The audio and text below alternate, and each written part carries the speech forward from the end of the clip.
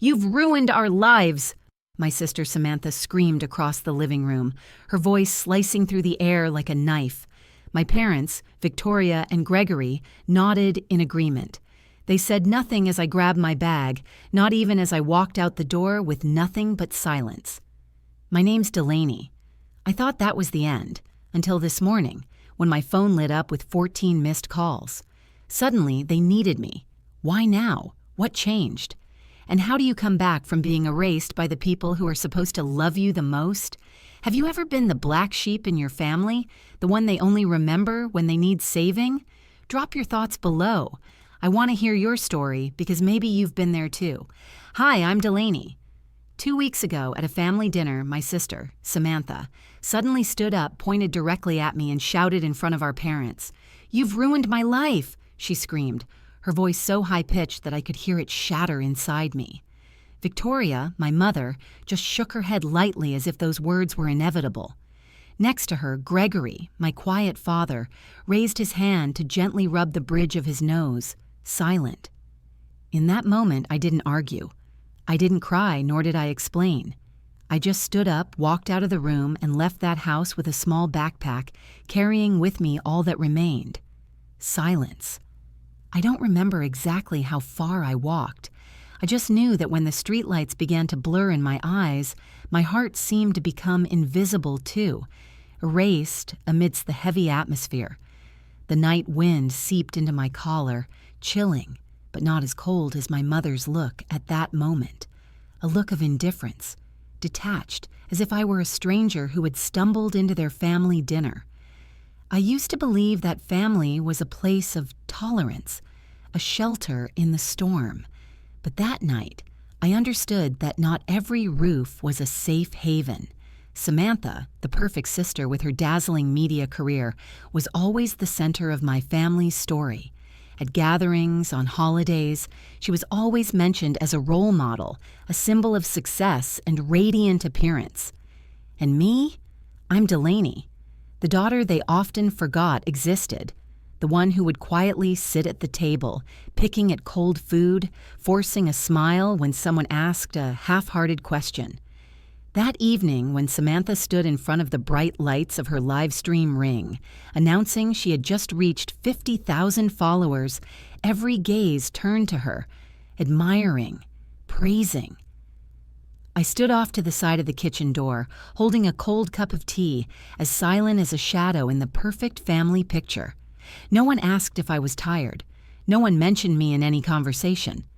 When Samantha's laptop suddenly flickered, she frowned, and her sharp voice rang out.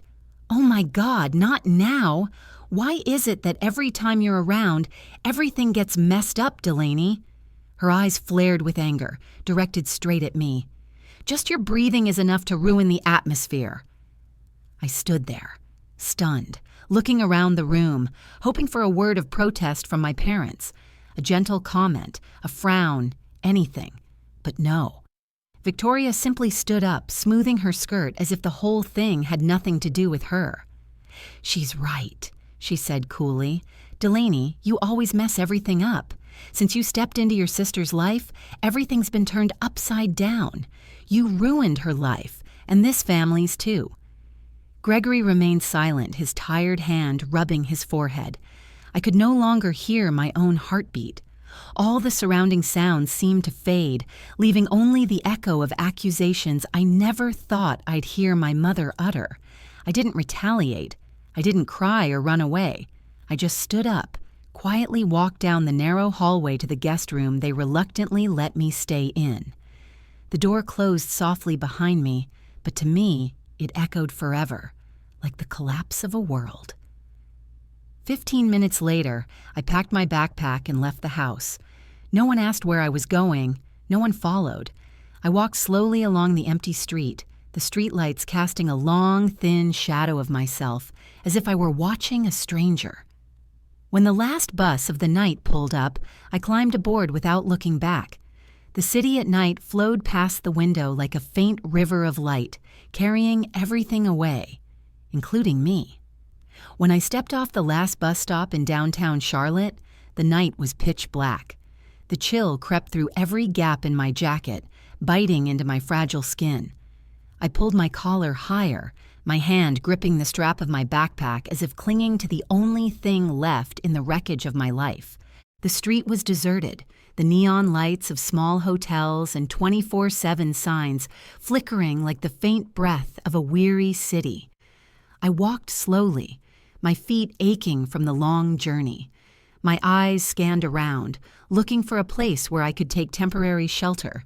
And then I stopped in front of a shabby hotel, its LED sign flickering, the glass doors smudged with fingerprints, and the receptionist sitting behind the counter, eyes glued to a TV playing a reality show. "The cheapest room," I said softly.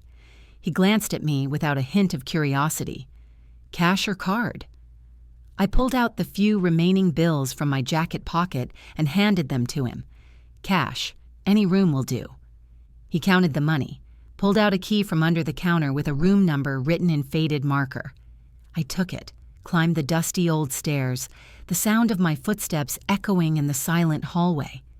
The tiny room had a shabby bed covered in wrinkled sheets and a small wooden table with a loose drawer. I sat on the edge of the bed, dropped my backpack to the floor. The room smelled of cigarettes and cheap cleaning products. No one called, no one texted to ask if I was okay. My phone lay motionless on the table, its screen black. I lay back on the mattress, my eyes staring at the ceiling stained with watermarks. On the ceiling, the yellow stains formed strange shapes. Some looked like bruises, some like footprints left behind, and in the middle was a blotch shaped like a crooked heart. I didn't know what it signified. A fracture, a wound that would never heal, or simply the trace of time. The phone suddenly vibrated. I startled, quickly grabbed it, but it was just a notification. Reminder. Birthday gift sent to Victoria 2 years ago. I froze. The gift I had sent, a pair of silk handkerchiefs embroidered with her name. A small gift, but filled with apology, a longing to reconnect. Yet she had never opened it. The next morning, I woke up as pale sunlight slipped through the thin curtain. My head still buzzed, but inside me was a strange resolve. I counted the remaining money in my pocket. $270. Not much, but enough for me to start over. I packed my backpack, left the hotel, and walked along the empty streets. Near the bus stop, I came across a small cafe, a black sign hanging at the entrance with chalk writing, "Free Wi-Fi, coffee refills all day." I walked in. The inside smelled of toasted bread and strong coffee. I ordered the smallest cup, just $1.70, and sat at a table near a power outlet. I took out my phone, logged into a few tutoring websites I had bookmarked but never dared to try. From the bottom of my heart, I whispered to myself, "It's time to start over, from the beginning." I edited my old profile, specializing in SAT, ACT prep, essay writing, study planning, patient dedicated. I believe in showing up even when no one else does. And so I diligently sent out applications. Around noon, a message popped up. "We urgently need someone to help tutor a high school student." Then another. "I need a tutor to prepare my daughter for her GED." Each line felt like a new breath of life, blowing into me the vitality that my family had once stripped away. In the days that followed, I borrowed computers at the public library to teach online. My first 3 students, 2 high schoolers, 1 adult studying for the GED, became the reason I got up every morning. Even though I only made a few dozen dollars per session, I felt like I was rebuilding myself, one brick at a time. Riley, a stubborn-eyed little girl, exclaimed after the second lesson, "You're the first person to explain math in a way I get. You make me feel smart." I smiled, warmth spreading through my chest, like a tiny candle lit in the lonely night. In the evenings, I sat on the edge of the hotel bed, carefully jotting notes on the back of the room receipt, teaching hours, payments received, necessary expenses. Each number was a small but steady step forward. And for the first time in years, I felt proud, not of what my family wanted, but of myself. When I looked around the tiny room, I didn't see it as cramped or shabby. I only saw a small space where I was in control of everything. a humble home, but free. I used to think freedom was a luxury, but it turned out it began with choosing my own path, even if it was the narrowest one. I still remember that evening, the night I first dared to look the truth in the eye. After my last tutoring session at the library, I returned to the tiny room in that shabby hotel. Night descended upon Charlotte, streetlights casting long, broken streaks of light on the damp concrete. I stepped inside, closing the rickety door behind me, leaving behind a world of shattered fragments to which I no longer belonged. On the table, my old phone lay silently, but when I pressed the button to light up the screen, everything seemed to shatter. Messages, emails, notifications flooded in. And then, one notification struck me directly. Family podcast. Opportunity to appear. To tell a story of resilience through adversity. Sender. Samantha. I opened the email, my hands trembling. Inside, Samantha was sending a PR representative an idea for a podcast episode about the strength of family. But at the end of the email, I read a line sharp as a blade. Delaney is just jealous, unstable. We don't want her involved. Our family has spent years rebuilding its image. She doesn't belong to that. I froze. My hand clenched so tightly it turned white. Not anger, not panic, just a deep emptiness searing into my bones. All these years, I had waited for them to acknowledge me. I had hoped that if I just tried harder, was gentler, I would have a place in that beautifully painted family portrait. But now, all masks had fallen. It wasn't a misunderstanding. It wasn't an accident. They had chosen to erase me from that picture, with words, with actions, with cruel silence. I sighed, quietly rummaging through my bag for old documents, things I kept out of unconscious habit. In there, I found a scanned letter from my grandmother Victoria, the only one who had ever truly seen me. A letter with shaky handwriting but filled with love. You will build something no one today can see. And beneath it, a will I had almost forgotten. I, Victoria, leave all rights to educational materials, methods, and intellectual property to Delaney Shipley. Each smudged line seemed to come alive, grabbing my hand, pulling me out of the depths of loneliness. I didn't cry. I simply picked up a pen and wrote everything down. Dates, instances of being abandoned, times Samantha publicly slandered me, times I was pushed aside. I took photos, saved evidence, compiled everything into a file I called The Truth. The next day, I made an appointment with Margot, an intellectual property lawyer I had heard of. In her modest office, I spread the file on the table, recounting every detail I had kept bottled up for years. She listened in silence, her eyes serious but without judgment. When I finished, Margot lifted the will, reading every line, every word. "Delaney, you don't need to sue," she said, her voice calm but firm. "You just need to assert ownership. They've backed themselves into a corner. Your job is to stand your ground." I nodded, thanked her, and took the legal confirmation she had prepared. For the first time in my life, I felt I had control, not for revenge, but to protect what was rightfully mine. That evening, I returned to my room, just about to sit down when a rapid knock sounded at the door. I opened it, and before me stood Victoria, Gregory, and Samantha. They stood there, faces weary, clothes disheveled, eyes averted. Victoria spoke first, her voice trembling but still carrying a superior tone. "We're family, Delaney. Don't make this a big deal. Let's just move on." I stood still, listening without responding.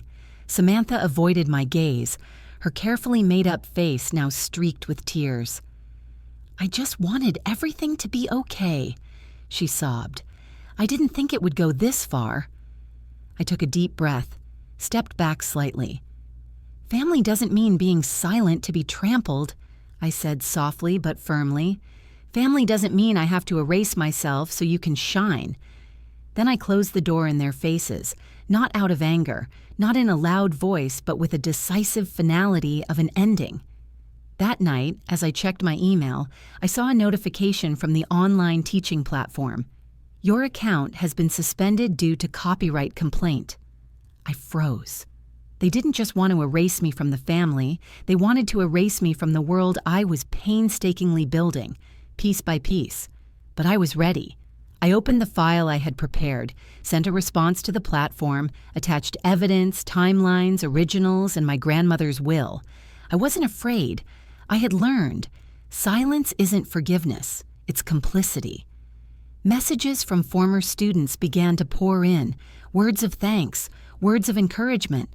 A mother who once hired me to tutor her daughter wrote, "You were the only one who believed she could do it. Don't let them take away our hope." I printed that letter, pinned it next to my grandmother's will and Samantha's email. Each sheet of paper was a cut, but when pieced together, they formed a complete picture. A picture of a Delaney who was no longer anyone's shadow. I knew this battle wasn't over.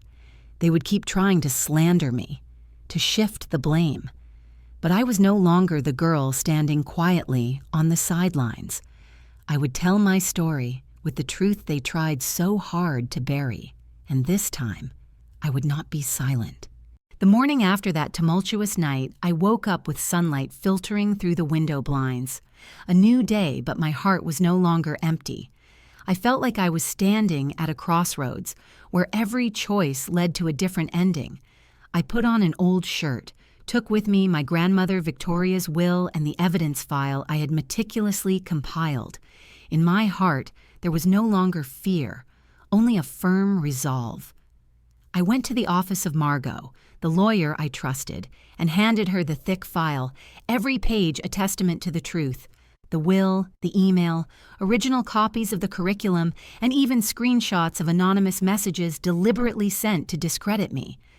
Margot quietly read each line, each detail, her gaze sharper than ever. "Delaney," she said after folding the file, "it's time they know they can't hide from the truth with money and power anymore. We'll send a formal intellectual property ownership notice, publicly declare your copyright, and if necessary, initiate a lawsuit." I nodded, without a hint of hesitation. "I don't want to destroy them," I said, my voice low but resolute. "I just want them to stop using my name to build their empire. I want to reclaim what's mine. Nothing more, nothing less." Margot gave a faint smile, as if she saw in me a reflection of her younger self, a woman once underestimated but who never bowed her head. She immediately called her partners specializing in media and intellectual property, beginning the process of bringing the truth to light. That afternoon, when I returned to my small room, my phone rang incessantly. Messages from students, parents, even people I had never met, but who had heard of my work. They sent words of support, sharing how I had changed their lives through each lesson. Some said that, thanks to me, their children had been accepted into college. Others said I had helped them regain the confidence to start over. One message in particular left me speechless. "You were the first person to see my potential. Even if they try to erase your name from the story, we remember. And now, the whole world will know." That message was like a torch fueling me, burning away the last remnants of fear. 3 days later, news began to spread. A reputable educational blog published a story about Delaney Shipley, the one erased by her family, but who couldn't be buried. The article included images of legal documents, the will, and even screenshots of messages from Samantha. On social media, the hashtag number Justice for Delaney began to appear, accompanied by angry comments about Samantha's and her family's actions. They, the ones who once looked down on me, were now facing the light that exposed the truth. Samantha responded with a long post, trying to paint herself as the victim. But this time, public opinion wasn't easily manipulated. A former employee from her team bravely revealed internal information, publicly sharing evidence of Samantha stealing ideas, altering documents, and even forging signatures on copyright filings. That evening, as I sat reading the messages of support, my phone rang. It was Margot. "Delaney, get ready," she said, her voice calm but laced with the hint of triumph. "Samantha just requested a settlement. They're offering a large sum of money, a non-disclosure agreement, in exchange for you dropping all claims." I closed my eyes, took a deep breath. A part of me had anticipated this. They weren't afraid of me, they were afraid of the truth. And the only thing they had to silence me was money and a promise of silence. "I refuse," I said firmly. "They erased me once. I won't let them erase me again, whether it's 6 figures or 7. Margot chuckled softly. "Good. Then we'll let the court and the public speak." A week later, I stood before the district court, seeing Samantha in her expensive dress and bewildered eyes. Next to her were Victoria and Gregory, faces anxious, eyes averted. I no longer looked at them with resentment, just a silent acknowledgement. They had lost me long ago. The hearing presented evidence, images, documents, testimonies from witnesses, all neatly organized and clear. I didn't need to say much. The truth spoke for itself. When the ruling was announced, the room seemed to go still. My copyright was recognized. Samantha and her team were ordered to remove all infringing content, issue a public apology, and pay damages. Social media overflowed with congratulatory and encouraging messages. That night, I returned home, made myself a cup of mint tea. No more noise, no more spotlight. Just me, my small desk, and Victoria's handwritten note. "You will build something no one today can see." I smiled, hanging it next to the intellectual property certificate the court had just recognized. This wasn't just a victory over Samantha or the family, but a victory over the fear, silence, and invisibility they had once imposed on me. After the trial, the quiet atmosphere I once feared suddenly became familiar. It was no longer a void of loneliness, but a space of freedom. I left the courthouse that day not with an air of arrogance or victory, but with a gentle, peaceful stride, as if I had finally shed the invisible burden my family had placed on my shoulders for so many years. Back in my small apartment, I brewed a cup of chamomile tea and sank into the old armchair in the corner of the room. The afternoon sunlight filtered through the curtains, casting a warm glow on the desk where I had once toiled over lesson plans, on Victoria's will, and on the old note, "You will build something no one today can see." For the first time in many years, I felt I no longer had to explain myself, no longer had to apologize for existing, for being different, for not living up to their expectations. I was me, and that was enough. News of the incident spread across forums and social media. People shared my story as a symbol of resilience and justice. Those who had silently endured being looked down upon, the daughters forgotten in their families, those who had their voices erased, all found a part of themselves in my story. One morning, while I was sitting by the window with my files preparing for an online class, my phone rang. It was an unfamiliar number. I hesitated, then answered. "Delaney?" A familiar, hesitant voice. "It's me. Mila." I smiled faintly. "Hello, Mila. It's been a while." She let out a light sigh of relief. "I just wanted to say thank you for standing up, not just for yourself, but for people like me, too. I read the article about you, watched the videos. I feel like you gave me the courage to stop accepting injustice." "You deserve your own voice," I said. "We all do." Before hanging up, Mila hesitated. "If you ever need anything, any time, just call me." "I'll be here." I nodded softly, though she couldn't see it. For the first time, I realized I wasn't completely alone. The following week, I officially reopened my tutoring service with a new name, Lighthouse Learning, as a symbol of guiding light for lost souls. I not only accepted students from everywhere, but also organized online talks about intellectual property rights, self-protection, and recovery from family trauma. Every day, I receive messages of gratitude, words of encouragement from students, parents, and strangers who found strength in my story. Once, a former student sent me a photo of him holding his graduation certificate with a caption beneath, Thank you, Ms. Delaney. Without you, I wouldn't have this day. I looked at the photo, my hands trembling, then laughed through my tears. Not out of pride, but because I realized the meaning of every effort wasn't to be recognized, but to pass on hope. One early autumn evening, as the cool breeze swept through the window, I received a package with no sender's name. Inside was a card and a small, exquisite wooden box. The card simply read, "This is the gift Victoria asked me to keep for you.